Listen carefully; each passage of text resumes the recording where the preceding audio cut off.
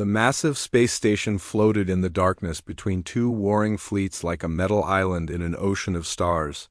Commander Jake Morrison pressed his face against the small window of the transport shuttle and watched the structure grow larger. As they approached, the station was bigger than any building he had ever seen on Earth, its metal surface covered with lights that blinked in patterns he could not understand. "First time seeing something like this?" asked Lieutenant Lisa Grant from the seat beside him. She was looking at the same view, but her expression was calmer than his. Lisa had trained for this mission longer than Jake, and she always seemed ready for whatever came next. "Yeah," Jake replied, not taking his eyes off the station. "Hard to believe we're really here." The shuttle pilot, a blue-skinned alien with 4 arms, turned to speak to them in broken English. "War room station ahead. You humans will stay there for many days. Very important work." Jake nodded, though he still wondered why humans had been chosen for this job. 3 months ago, Earth had received a message from something called the Galactic Arbitration Council. The message was simple. 2 alien races had been fighting a war for 3 years, and they needed neutral observers to watch their military operations. During peace talks, the problem was that no alien species could stay neutral. Every race in the galaxy had taken sides, traded with one faction or the other, or had some reason to favor one side in the conflict. Every race except humans, who had only recently been discovered by the galactic community, were nobody special. Jake had told his commanding officer back on Earth. "Why would they want us?" "That's exactly why they want us," came the reply. "We're so new and so small that nobody sees us as a threat. We have no history with either side, no trade agreements, no military alliances. We're perfect neutral observers." Now, as their shuttle docked with the war room station, Jake wondered if being nobody special was really a good thing. The docking bay was enormous, filled with ships from dozens of different worlds. Most of the vessels were sleek and advanced, making the human shuttle look like a toy by comparison. 2 alien guards met them at the airlock. One was tall and thin with purple skin and long fingers. The other was shorter and covered in what looked like living crystal that shifted colors as it moved. Both wore uniforms that Jake assumed were military, though they looked nothing like any uniform he had seen before. "You are the human observers?" asked the tall purple one. Its voice was high and musical, like wind chimes in a breeze. "Yes, sir," Jake replied, though he was not sure if "sir" was the right word for an alien. Commander Jake Morrison and Lieutenant Lisa Grant, representing Earth. The crystal-covered alien made a sound that might have been laughter. "Earth, the small blue world with the primitive technology. You have no real weapons, no significant fleet, no strategic value. Perfect choice for neutral observation." Lisa stepped forward. "We're here to do our job, whatever you think of our capabilities." The purple alien gestured for them to follow. "Come, we will show you to the war room. You will observe. You will record. You will report violations of the ceasefire agreements. Nothing more." They walked through corridors that seemed to stretch on forever. The walls were covered with screens showing star maps, ship movements, and streams of data in languages Jake could not read. Aliens of dozens of different species hurried past them, some walking, some floating, some moving in ways that defied description.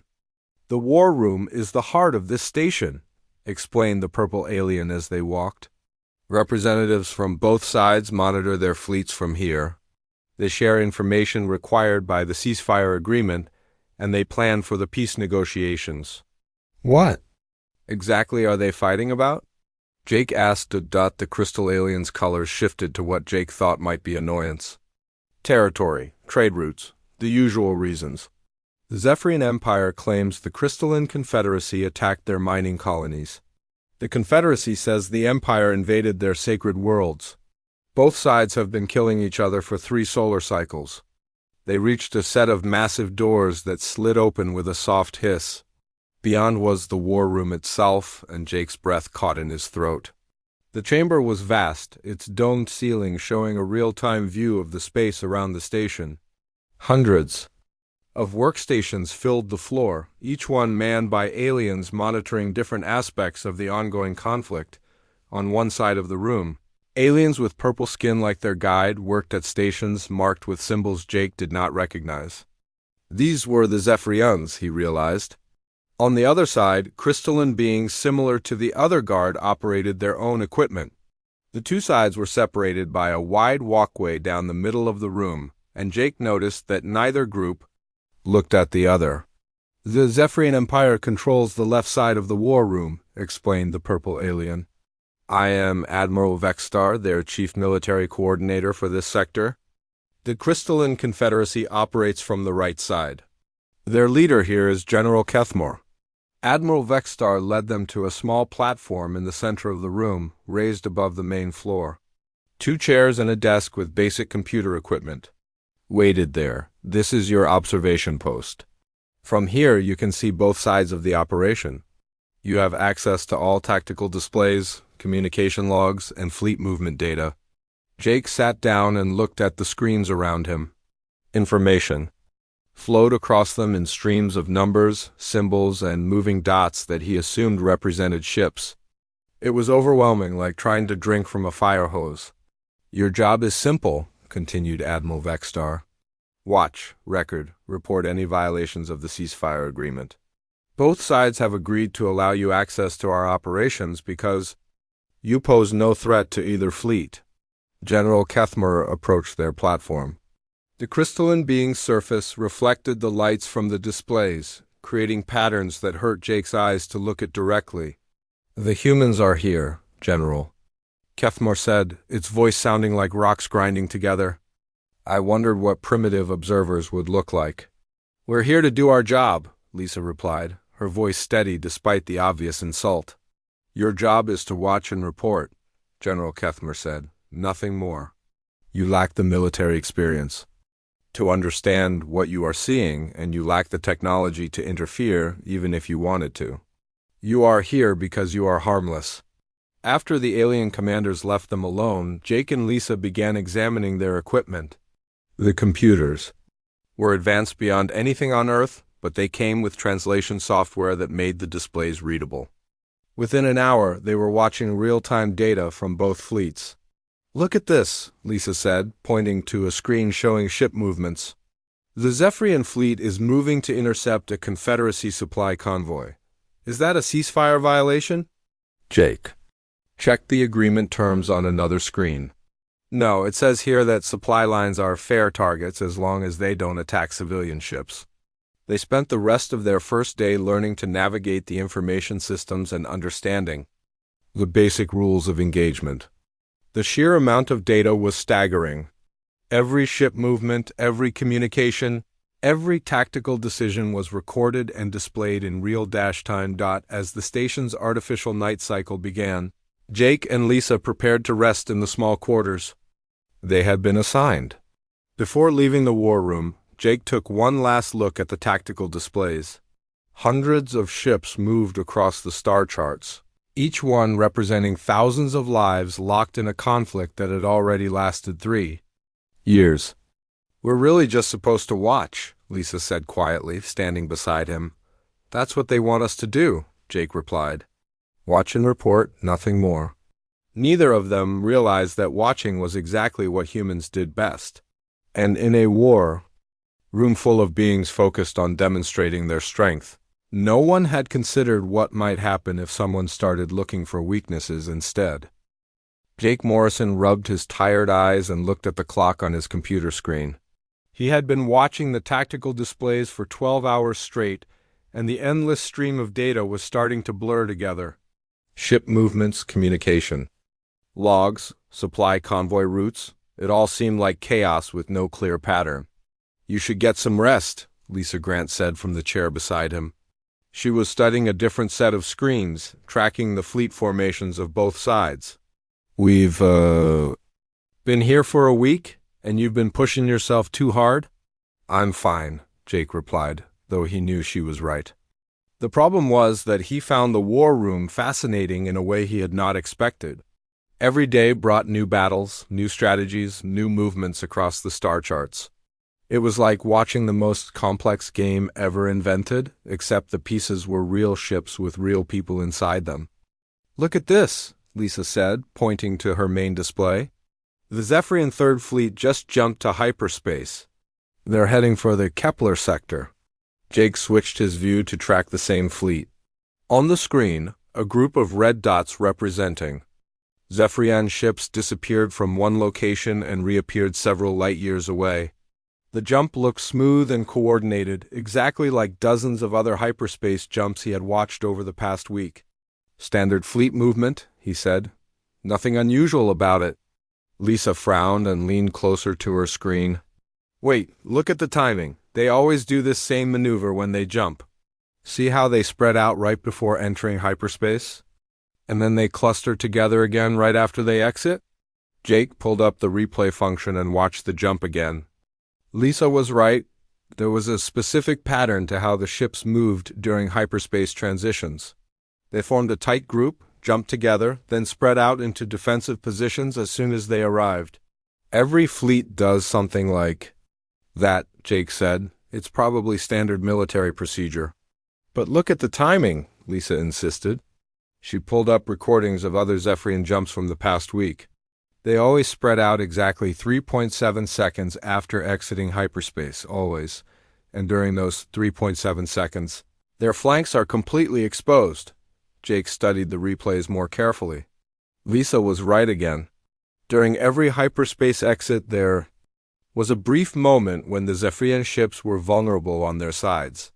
The window was so short that he had never noticed it before, but it was there in every single jump. That's interesting, he said, but 3.7 seconds isn't very long. Is it really important? In space combat, 3.7 seconds is an eternity, Lisa replied. Back on Earth, I used to play chess competitively. You learn to spot these kinds of patterns, small windows of opportunity that your opponent doesn't realize they're giving you. Jake opened a new file on his computer and began documenting what Lisa had found. He wrote down the timing, the formation patterns, and the exact nature of the vulnerability. It seemed like the kind of detail that their superiors back on Earth would want to know about, even if it did not directly relate to ceasefire violations over the next few days. Jake and Lisa began looking for similar patterns in both fleets. What they found surprised them. The crystalline Confederacy ships had their own predictable behaviors. They always positioned themselves near gravitational anomalies during major battles, using the gravitational fields to boost their energy weapons. Smart tactic, Jake said. Watching a Confederacy fleet destroy a Zephyrian cruiser with weapons that seemed impossibly powerful. They're using gravity to amplify their firepower. But look what it does to their sensor arrays, Lisa replied. She had been studying the technical readouts from the Confederacy ships.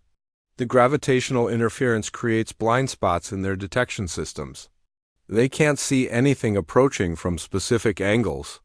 Jake added this observation to his growing file.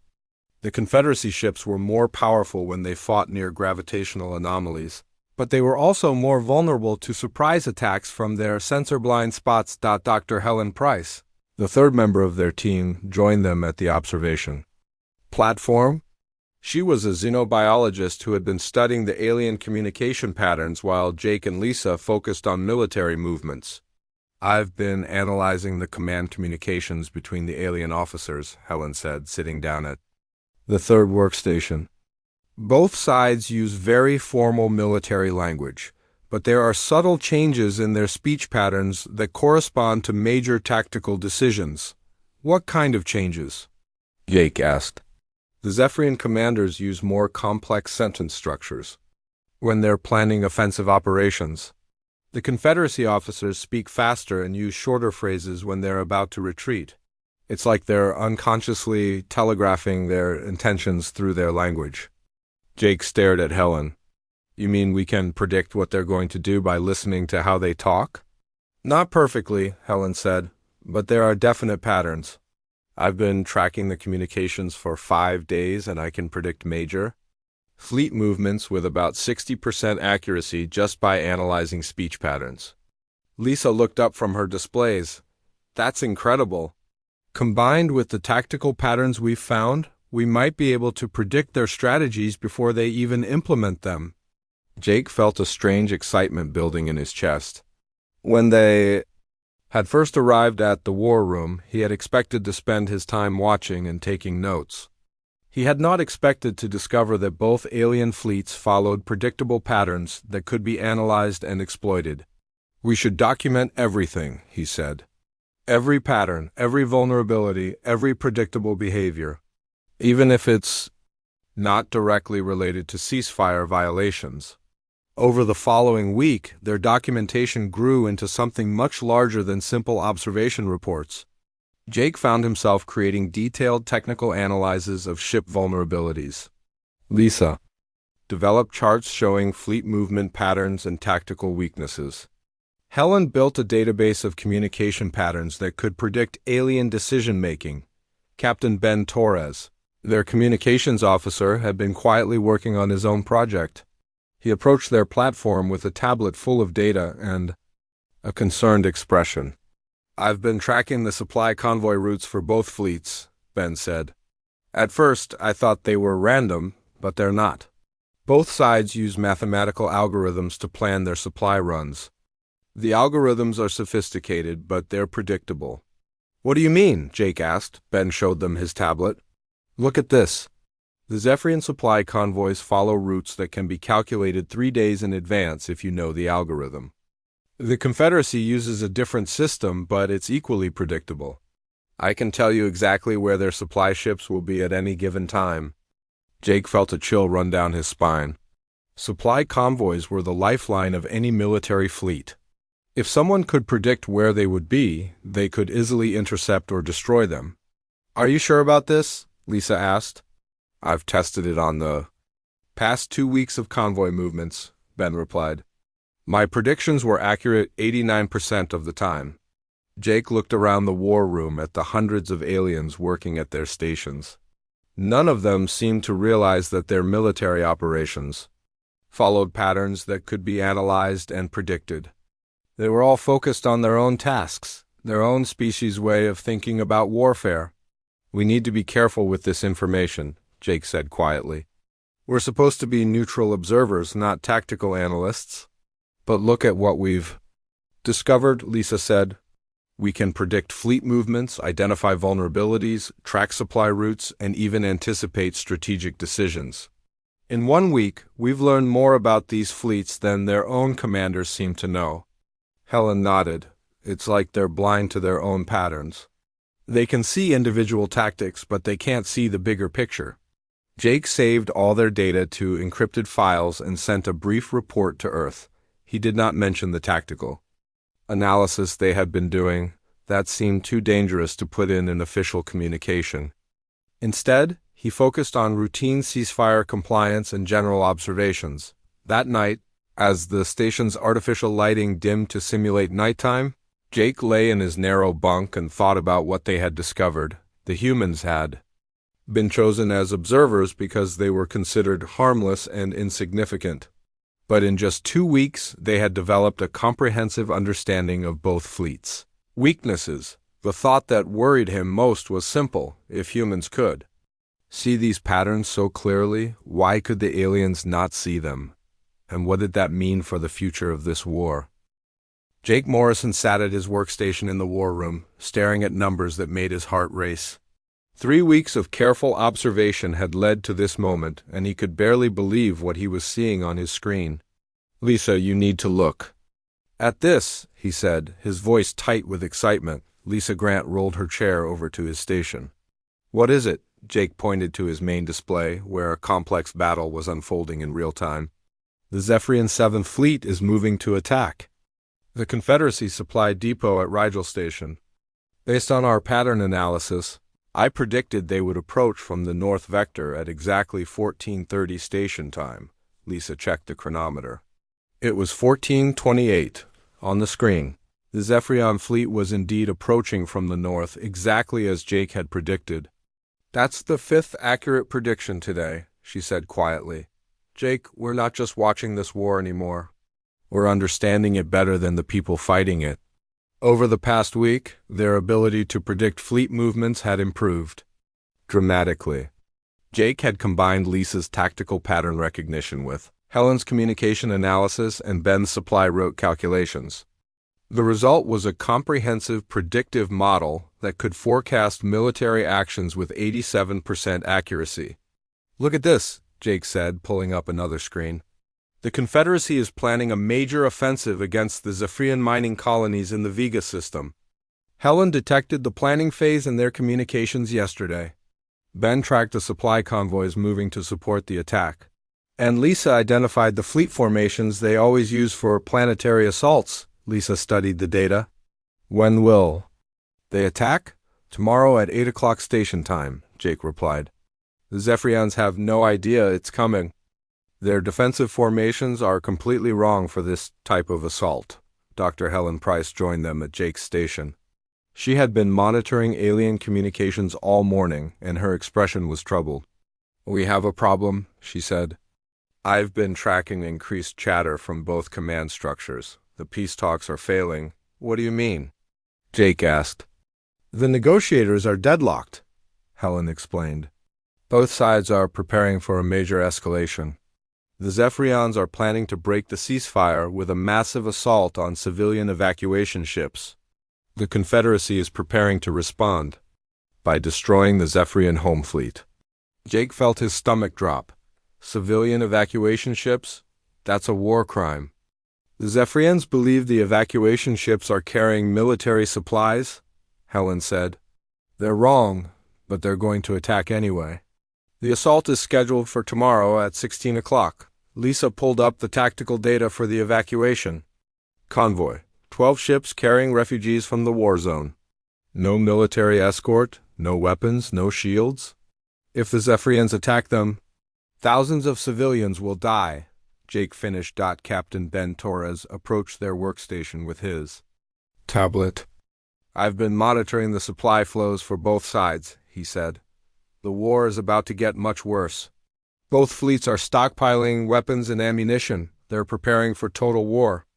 Jake looked around the war room at the alien officers working at their stations.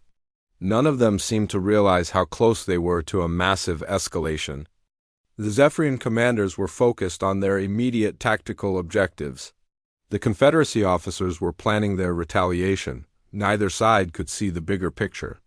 "We know exactly how to stop this," Jake said quietly. "We know the Zephyrian attack patterns. We know their vulnerable approach vectors.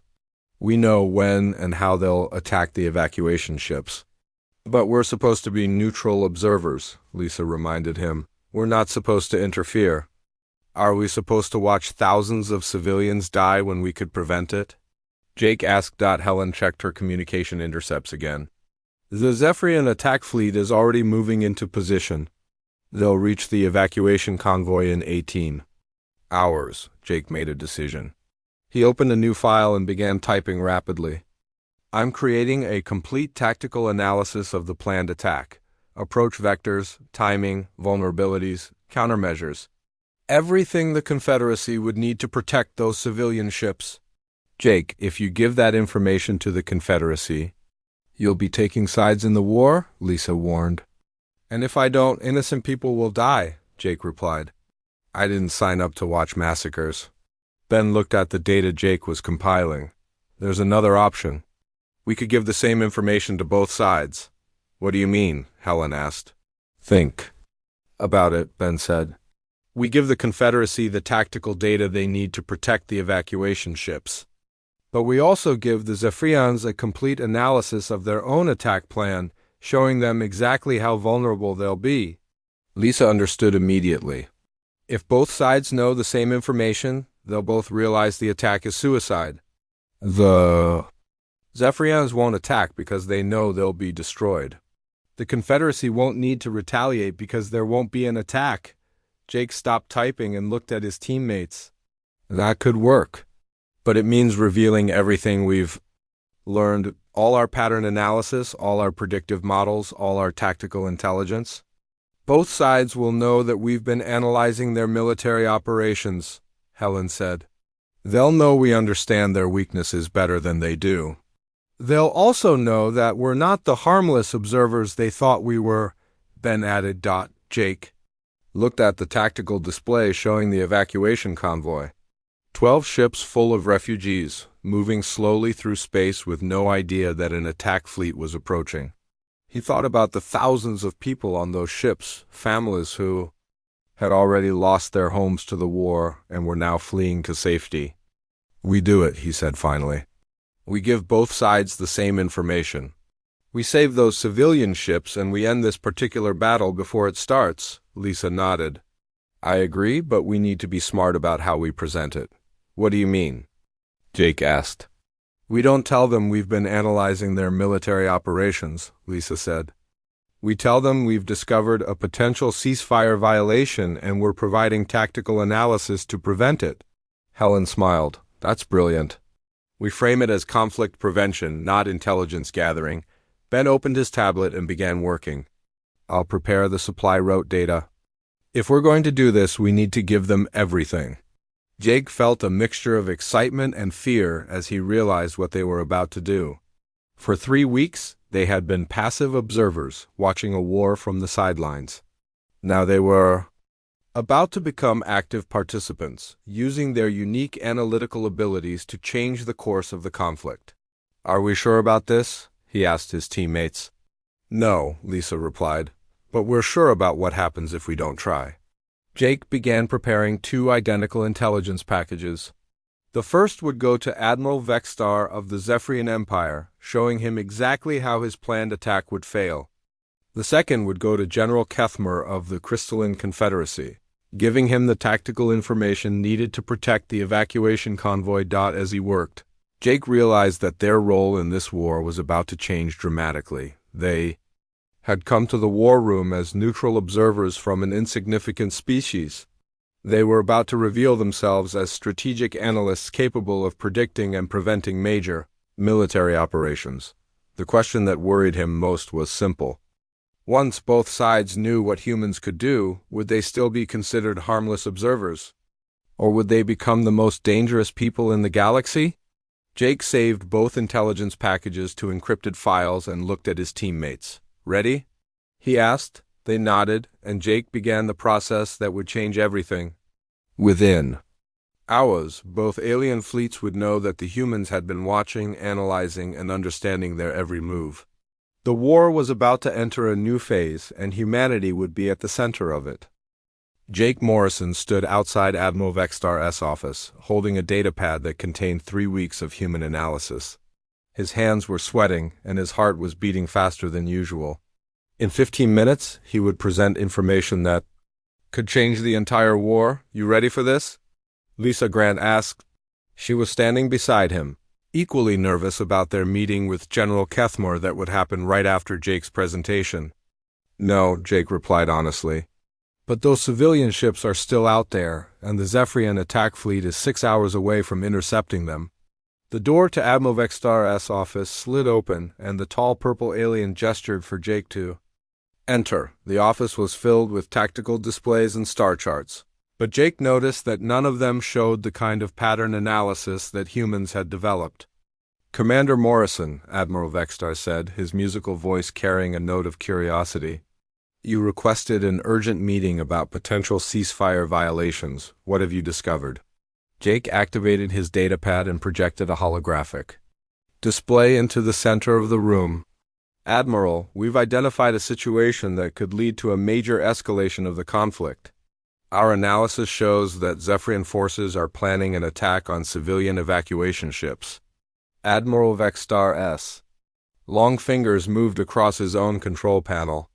"The ships in question are carrying military supplies to Confederacy forces. They are legitimate targets." "Sir, our intelligence indicates that the ships contain only civilian refugees," Jake said. "But more importantly, we've analyzed the tactical situation, and the attack will fail catastrophically." The Admiral's expression changed. "Explain." Jake brought up the first part of his analysis. "The attack is planned for 16 o'clock station time, using a 3-pronged approach from vectors 030, 180, and 270. The attacking force will consist of 2 heavy cruisers and 6 destroyers." "That information is classified," Admiral Vexstar said sharply. "How do you know our attack plans?" "We've been observing and analyzing fleet movements for 3 weeks," Jake replied. Sir, I need to show you something that's more important than how we got this information. Jake activated the tactical simulation. The holographic display showed the planned Zephyrian attack in detail, but it also showed something else. The Confederacy response that would destroy the entire Zephyrian attack force. The Confederacy has been moving defensive ships into position for the past 12 hours, Jake explained. They know about your attack. They've positioned 3 battle cruisers in the asteroid field at coordinates 44589210, where your sensors can't detect them due to mineral interference. Admiral Vexstar stared at the display. That's impossible. Our attack plans were finalized only 6 hours ago. The Confederacy has been tracking your fleet movements and can predict your tactical decisions, Jake said. Just as we can predict.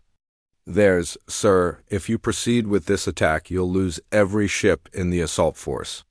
Jake showed the Admiral the complete tactical breakdown.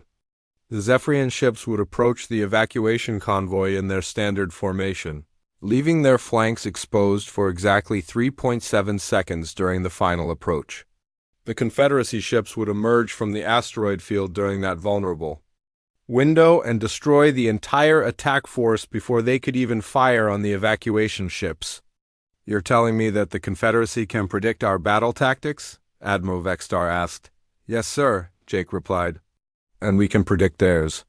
We've developed analytical methods that allow us to forecast fleet movements with 87% accuracy. The Admiral was quiet for a long moment, studying the tactical display. Show me how you do this. Jake spent the next 20 minutes explaining human pattern recognition techniques. He showed Admiral Vexstar how Zephyrian fleets always use the same formation sequences, how their communication patterns revealed strategic intentions, and how their supply routes followed predictable algorithms. Every species has tactical habits, Jake explained. Patterns that seem random but actually follow specific rules. Humans are particularly good at identifying these patterns. Admiral Vexstar looked disturbed. You're saying that our entire military strategy is predictable? Not just yours, Jake said. The Confederacy follows patterns too. We can predict their movements just as easily as we can predict yours. The Admiral activated his own tactical display and ran through several recent battles. Show me. Predict what the Confederacy will do in the next engagement. Jake analyzed the current fleet positions and Confederacy communication patterns. They'll move their 3rd fleet to the Altair system within the next 18 hours. They'll use the gravity well of the primary star to boost their weapon systems and attack your mining station from the southern approach vector. Admiral Vexstar checked his intelligence reports. Our scouts detected unusual Confederacy ship movements toward Altair 3 hours ago. How did you know? Pattern analysis, Jake replied. The same techniques we used to predict your attack on the evacuation ships. The Admiral sat back in his chair, his purple skin shifting to a darker shade that Jake had learned indicated deep thought. Commander Morrison, what you're telling me changes everything. If both sides can predict each other's tactics, then continuing this war becomes ... suicide, Jake finished. Any major offensive by either side will result in catastrophic losses, because the enemy will know exactly what you're planning. Admiral Vexstar was quiet for several minutes. Finally, he looked at Jake with an expression that might have been respect. You said that humans can predict Confederacy tactics as well. Are you sharing this information with General Kethmar? Yes, sir, Jake replied. We're giving both sides identical intelligence packages. We believe this information will prevent the attack on the civilian ships and reduce the overall level of conflict. The Admiral's expression grew more serious. Commander, you realize what you've done? You've made it impossible for either side to gain a strategic advantage. If both sides know each other's weaknesses, neither side can exploit them. That's the idea, sir, Jake said, 1 hour later. Lisa Grant sat in General Kethmar's office, presenting the same information to the Confederacy commander. The crystalline being's surface shifted through various colors as she absorbed the tactical analysis. You're telling me that the Zephyrians were planning to attack civilian evacuation ships? General Kethmar asked, her voice like grinding stone. Yes, but they believe the ships were carrying military supplies, Lisa replied. More importantly, we've provided you with complete tactical intelligence about their attack plan. You can protect the evacuation ships with minimal risk to your own forces. General Kethmer studied the holographic display showing the Zephyrian attack plan. This level of detail should be impossible for neutral observers to obtain. We've been analyzing both sides' tactical patterns for 3 weeks, Lisa explained. Humans have particular abilities in pattern recognition that allow us to predict military movements. Lisa showed the general the same analysis she had given Admiral Vexstar, the predictable formations, the communication patterns, the supply route algorithms. General Kethmer's crystalline surface shifted to colors that Lisa had learned indicated surprise and concern. You can predict our tactics as well, General Kethmer said. It was not a question. Yes, Lisa replied. We've shared the same information. With Admiral Vexstar? Both sides now know each other's tactical weaknesses. The general was quiet for a long time. Human, do you understand what you have done? You have created a situation where neither side can attack without exposing themselves to certain destruction. That was our intention, Lisa said. The war has gone on for 3 years. Maybe it's time for a different approach. General Kethmer activated her communication system and spoke rapidly in the Confederacy language. After a few minutes, she turned back to Lisa. I have canceled our planned retaliation for the Zephyrian attack. There is no point in preparing defenses against an attack that will not happen. Lisa felt a wave of relief. So you're not going to attack the evacuation ships? Of course not, General Kethmer replied. Admiral Vexstar contacted me 20 minutes ago. He has canceled the Zephyrian attack. He said that humans had shown him that it would result in the complete destruction of his assault force. As Lisa left the general's office, she realized that their gambit had worked.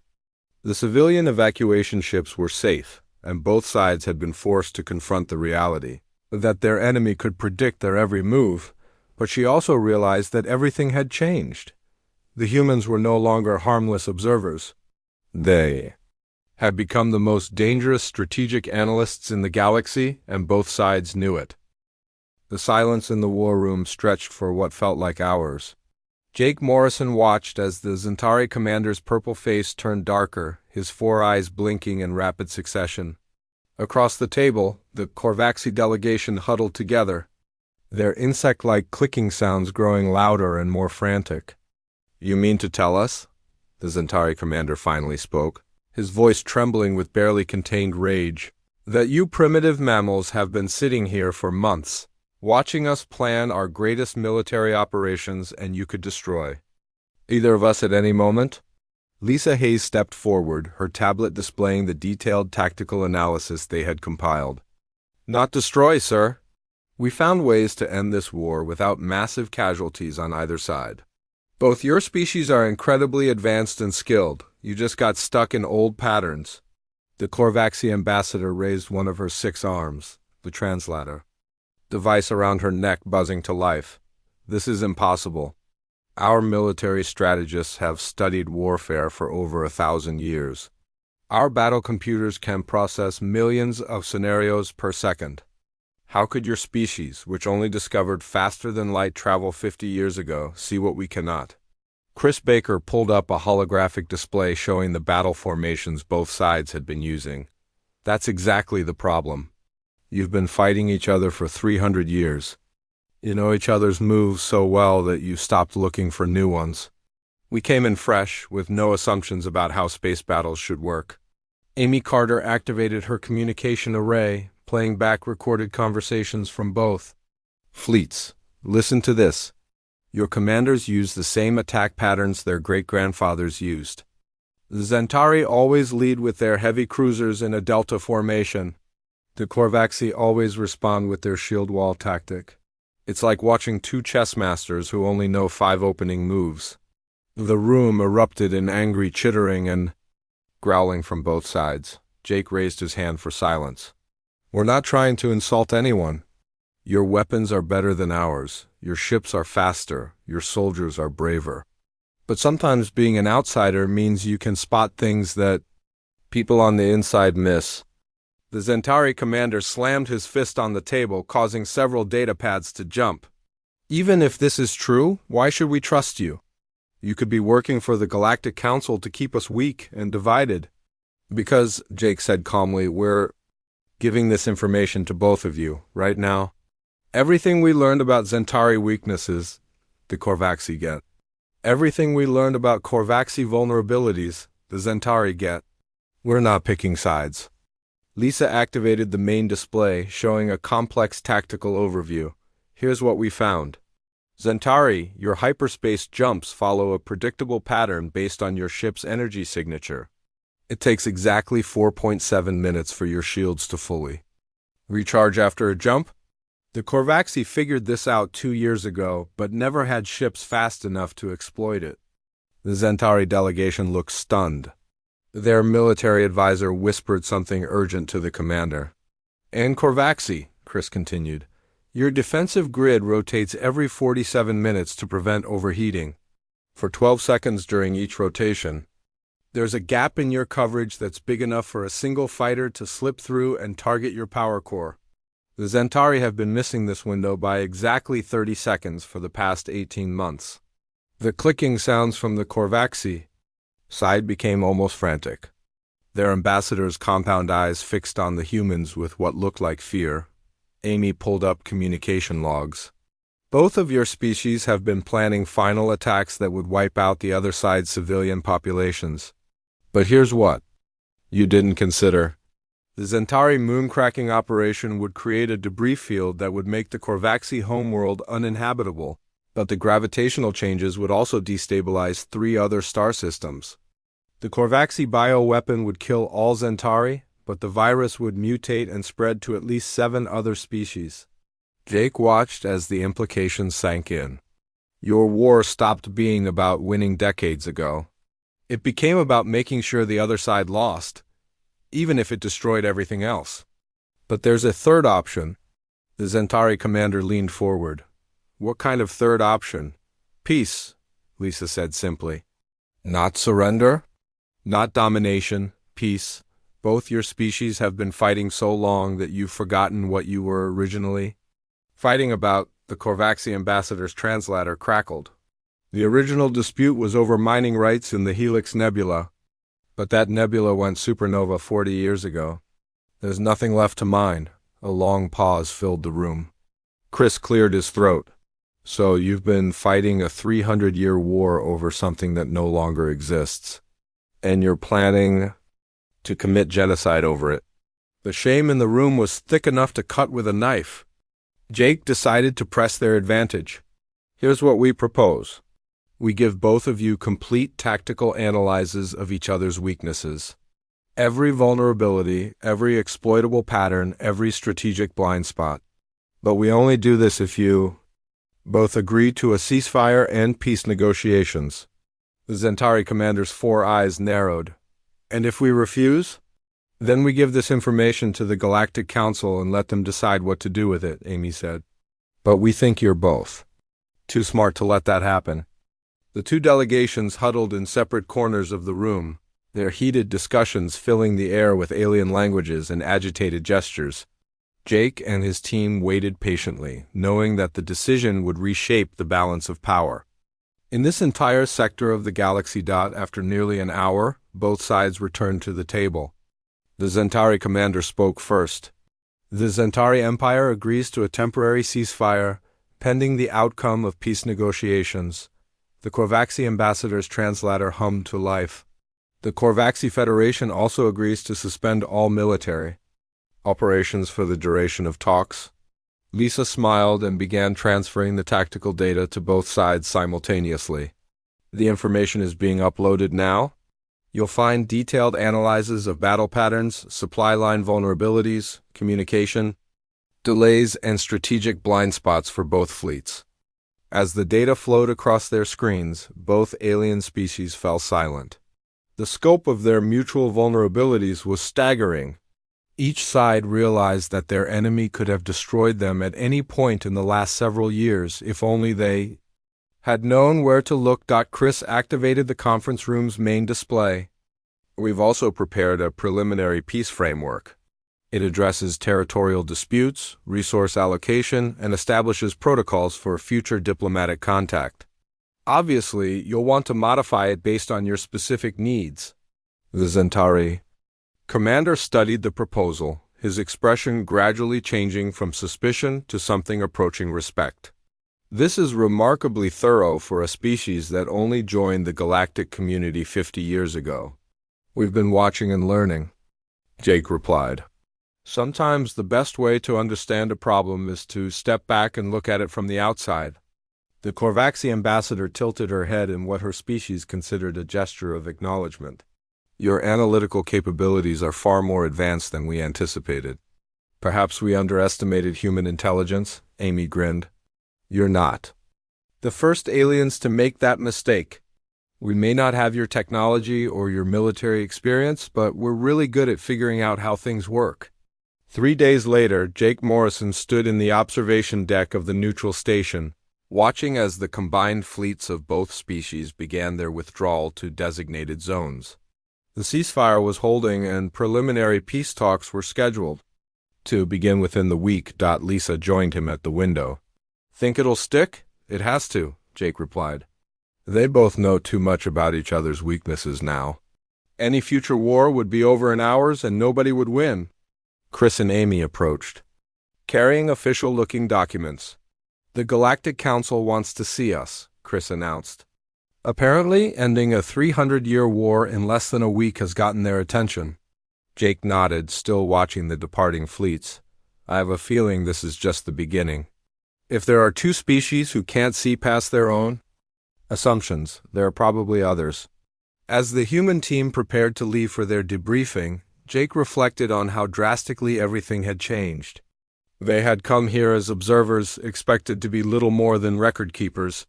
Instead, they had proven that humanity's greatest strength wasn't their technology or their weapons, but their ability to see solutions that others missed. The war room that was meant to showcase alien military superiority had become the birthplace of humanity's reputation as the galaxy's most effective strategic analysts. And Jake Morrison knew that this was only the first chapter in humanity's rise to galactic prominence.